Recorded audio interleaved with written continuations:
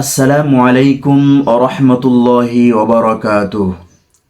কুরবানির মধ্যে মারাত্মক ধরনের একটি ভুল আমরা করে থাকি, বিশেষ করে যারা কসাই তারা এই ভুলটি করে থাকে।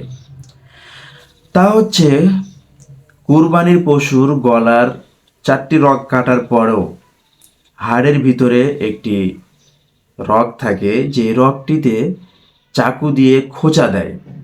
এটি একেবারে নিষিদ্ধ, এভাবে খোঁচা দেওয়াটি ঠিক নয়। আপনি 4টি রগ কেটে ফেলবেন। এই 4টি জিনিস কাটার পরে আপনাকে তো গলা কাটতে বলা হয়েছে, আপনি হাড্ডি কাটতে যাচ্ছেন কেন?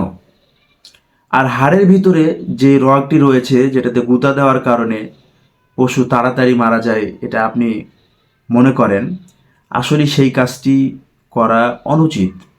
সেখানে আপনি গুঁতা দেওয়ার সাথে সাথে অনেক ধরনের সমস্যা হতে পারে।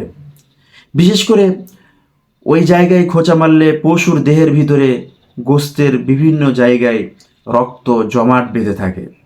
এই জন্য আমরা সেই জায়গায় গুঁতা মারা থেকে বিরত থাকি, এবং অবশ্যই এই ভুলটি আমরা কেউ করব না। বেশিরভাগ মানুষই এই ভুলটি করে থাকে। এই জন্য বিশেষ করে আমি এই কথাটি বলছি যে এই মারাত্মক ধরনের এই ভুলটি থেকে আমরা সবাই বেঁচে থাকি।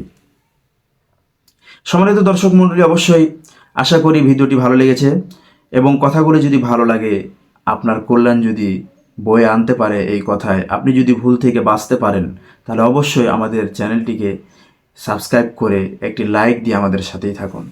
আসসালামু আলাইকুম ওয়া রাহমাতুল্লাহি ওয়া বারাকাতুহু।